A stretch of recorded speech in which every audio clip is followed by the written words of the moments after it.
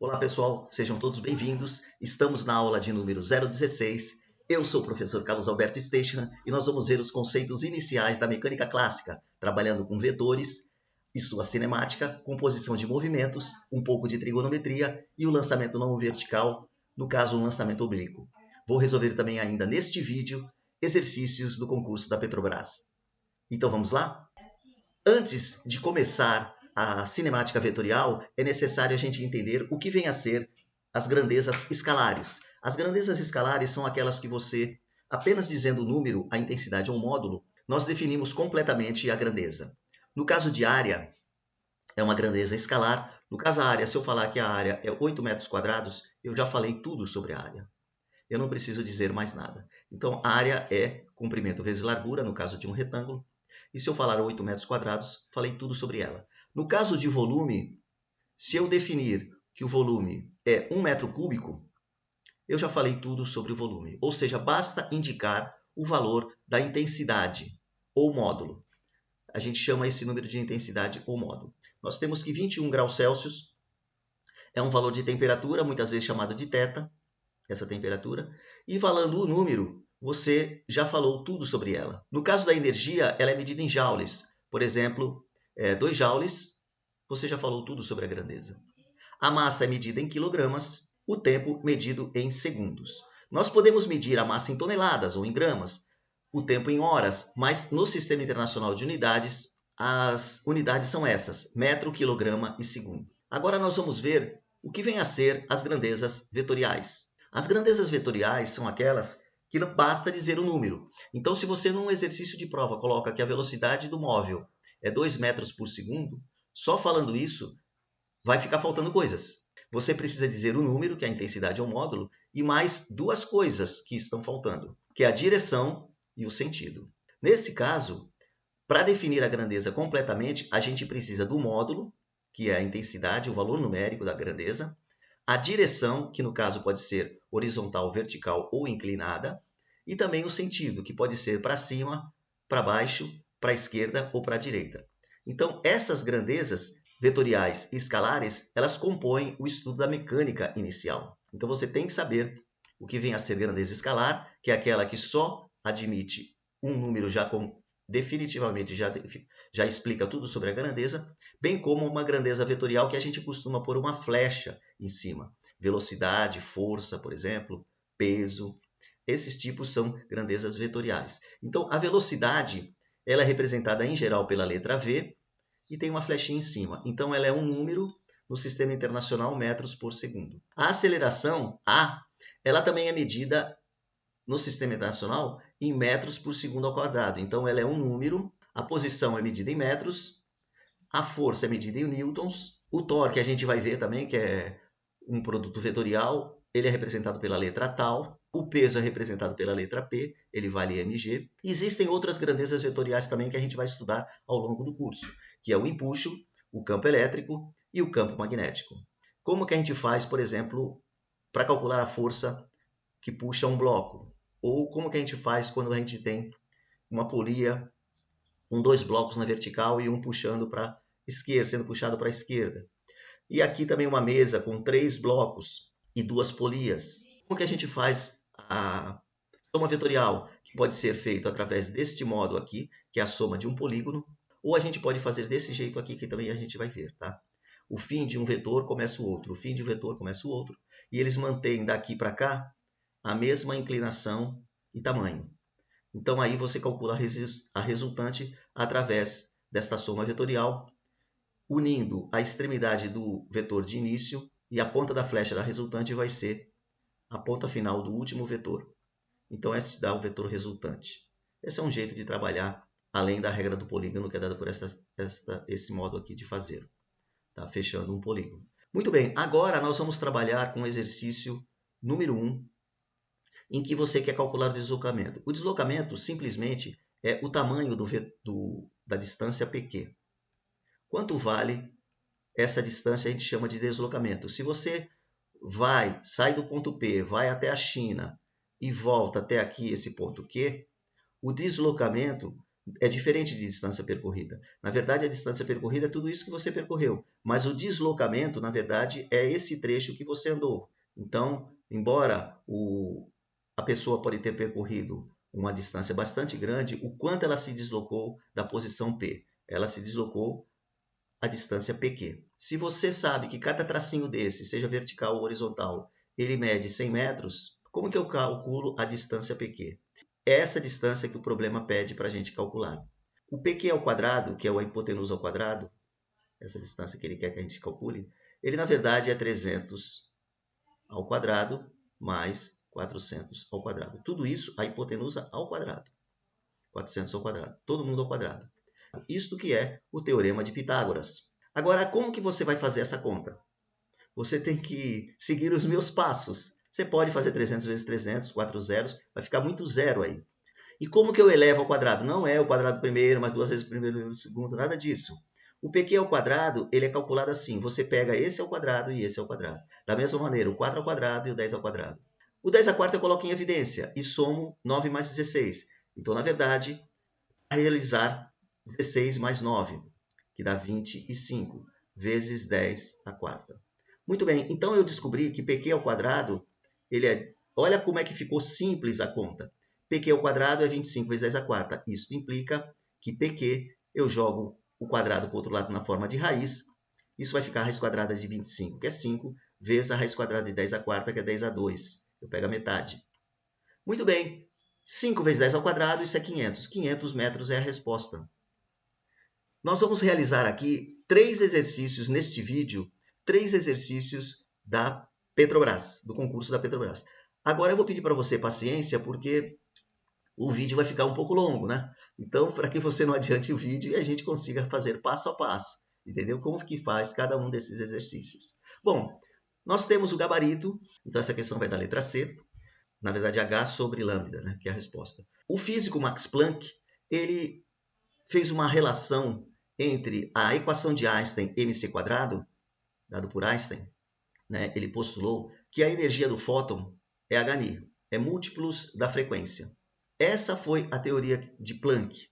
A teoria de Einstein é que a energia é mc², né? Então, nós temos que hν é a energia do fóton e que, segundo Einstein, vale essa relação aqui, tá? Para a luz. A energia é mc², massa vezes o quadrado da velocidade da luz. Muito bem. E o que fez o físico de Broglie?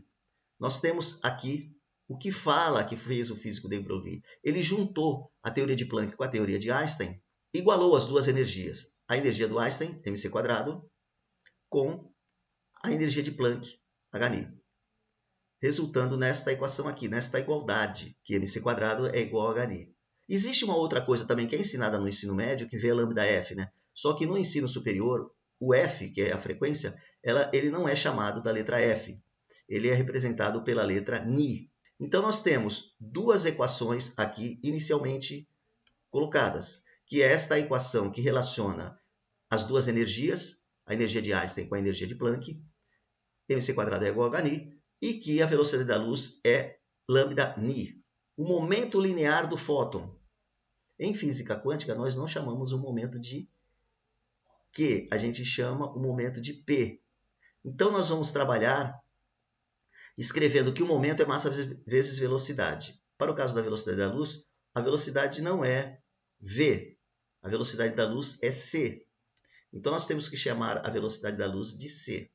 Então, o que é momento linear do fóton que ele está pedindo aqui? Esse momento linear do fóton que ele está pedindo é massa vezes velocidade, onde a velocidade é c.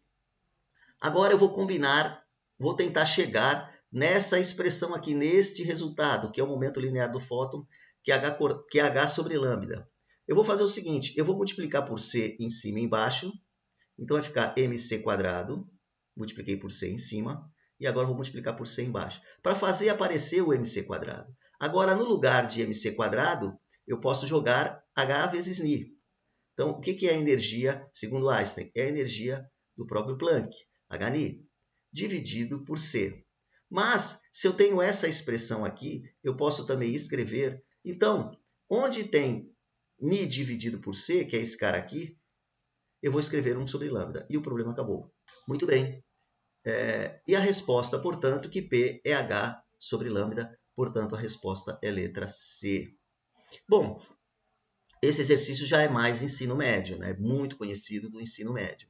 Você tem um ônibus que está se deslocando para a direita, aqui nesse sentido, e a velocidade, então, dele está para lá, certo? Horizontal e para a direita. Muito bem. E ele tem uma aceleração, que nós vamos descobrir. Quando o fio está suspenso nessa situação aqui, a figura que aparece é exatamente esta. O fio fica, devido à aceleração, o peso e a tração, nós vamos descobrir que o fio fica pendurado desse jeito. Ele passa a ficar inclinado com um ângulo de 30 graus. Então, para cá, o fio está sendo tracionado. Nessa linha aqui, ele está sendo tracionado. Muito bem, isso fecha um polígono, né? Que a gente pode pôr essa linha aqui para cá. Isso fecha um polígono. E de tal maneira, eu vou colocar flecha para a esquerda, né? Isso fecha um polígono. De tal maneira que a gente tem essa linha aqui é a linha da tração, o fio está sendo tracionado por aqui. E essa linha aqui é o peso. E essa aqui é a força. Então, na verdade, eu vou escrever esta força aqui. Tá? E essa tração eu vou pôr aqui para você entender que essa tração ela é na hipotenusa. Essa aqui é a tração. Tá? Então, a gente tem tração, peso e forças. E aí a gente vai usar agora um pouco de trigonometria para descobrir qual é a aceleração A. Então, em relação ao observador que se encontraria parado aqui num ponto de ônibus, em relação ao observador aqui, que está do lado de fora no ponto de ônibus, o que ele pergunta é, qual seria essa aceleração? Na verdade, a gente tem que fazer o seguinte, uma trigonometria em cima desta figura aqui. O seno de 30 é cateto oposto sobre a hipotenusa. Só que o cateto oposto, ele é a força. E a força é MA. Então, o cateto oposto é o MA dividido pela hipotenusa. A hipotenusa é a tração. Então, é MA sobre T. E o cosseno de 30 é o cateto adjacente. O cateto adjacente ao ângulo é o próprio P, essa linha aqui, que é o peso. É MG. Se F é igual a MA, P é igual a MG, essas expressões também são bastante conhecidas da dinâmica, e dividido cateto oposto, cateto adjacente dividido pela hipotenusa. Então é mg sobre t. Se eu dividir o seno pelo cosseno, eu tenho a tangente. E aí vai ficar essa fração dividido por essa. Então você tem que saber dividir fração por fração, que a tangente, que é seno sobre cosseno, é ma sobre t. O t cancela, fica ma sobre mg. Mas você pode cancelar a massa aqui. Cancela a massa aqui, fica A sobre G. Então, nesse exercício, você acaba descobrindo que o A sobre G é 0,57, porque a tangente de 30 ele deu. Isso está escrito aqui, ó, tangente de 30 é 0,57. Então, você não usa o seno nem o cosseno, você usa a tangente, que acaba dividindo o seno pelo cosseno. Você acaba descobrindo que ele fala no problema, que é 0,57. Então, eu descubro que A sobre G é 0,57. Mas o G, ele vale 10. Então, no lugar do G eu coloco 10, vai ficar A sobre 10 é igual a 0,57. Eu passo o 10 para lá multiplicando 0,57. Eu acho que o A é 5,7 metros por segundo ao quadrado. E esse exercício eu achei também muito simples, não é difícil. A resposta é letra B. Vamos prosseguir?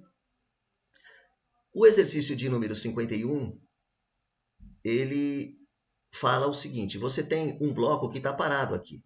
Tá? Então, a velocidade inicial desse bloco é zero. Ou seja, a energia cinética dele é zero, que é meio de mv quadrado, v0 ao quadrado. Né? É meio da massa vezes a velocidade ao quadrado. E isso é zero porque a velocidade é zero, ele está parado inicialmente. E aí ele vai ser jogado para cá, e ele vai acabar perdendo velocidade, e também vai parar aqui. A velocidade final vai ser zero. Então, ele não tem energia cinética final também, porque a velocidade é zero. A energia cinética sempre depende da velocidade. Se o corpo está parado, ele não tem velocidade e a energia cinética também não tem, tá? Porque ela depende da velocidade. Então, eu sei que neste ponto aqui de baixo, o que ele tem? aqui nessa região, ele só tem energia potencial elástica. Então, eu coloco 30 vezes, 3 vezes 10 dá 30, e 10 a menos 2 centímetros é a mesma coisa, já passei para metros. Centímetros eu tenho que trabalhar em metros. Tudo bem? Então, esta é a situação da equação. Aí, o que tem mais? O M, este M é meio. Um corpo de massa meio quilo. Então, esse M eu coloquei meio. O G ele é 10. E o H eu quero saber. Então, esta é a equação que eu tenho que fazer. E ela fica bem simples. Vamos fazer o seguinte, nós vamos cortar este meio com este meio. Esse 10 aqui com esse 10 aqui, com esse 2 daqui do 10. É 10 vezes 10, um 10 vai embora. Bom, e vou fazer essa conta aqui, passar esse 2 para dentro aqui, elevando ao quadrado cada termo. Agora eu vou escrever, então, 4 vezes 10. 4 vezes 10. Aqui fica 3 ao quadrado, dá 9. Aqui fica 10 ao quadrado. E aqui fica 10 ao menos 4. É igual a H. Olha, já estou chegando perto do resultado do H, né? Portanto, 10 a menos 1 é 1 sobre 10. Então, a resposta é 36 dividido por 10. Que dá 3,6. Ele é 36, passo o 10 para baixo e troca de sinal. A resposta dá 3,6 metros.